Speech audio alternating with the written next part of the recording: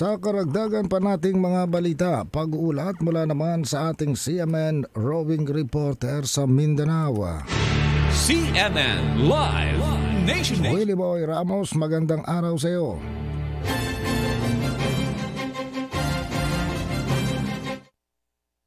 Balikan po natin ang pag-uulat mula sa ating kasamahan, CMN roving reporter sa Mindanao. CMN Live Nationwide. Willie Boy Ramos, muli magandang umaga. Magandang araw din Ariel, magandang araw Pilipinas, mayong adlaw mga taga Mindanao.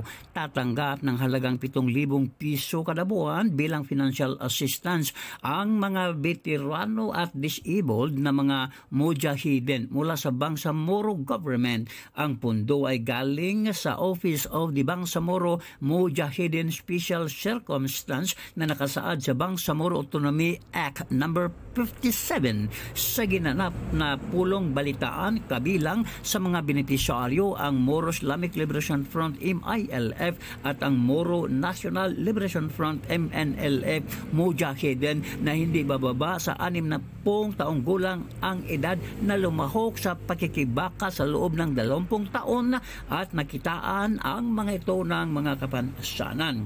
Habang buhay ang suportang nabanggit sa mga Mujahideen warriors na nagbuwis ng kanilang dugo upang makamit ang katarungan at kasarinlan ng mga Moro. Ang Mujahideen ay isang Muslim na nakipaglaban para sa pananampalatayang Islam. Ginagamit ang terminong Mujahideen sa India for Muslim resistance na siyang ginagamit din sa Bangsamoro region.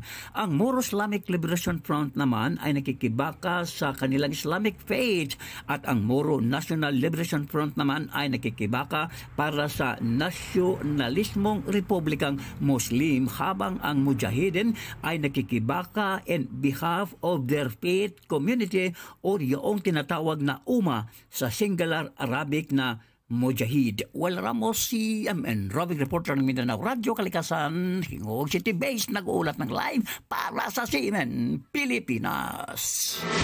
CMN Live Nationwide. Maraming salamat, Willie Boy Ramos, ang ating CMN roving reporter sa Mindanao. Samantala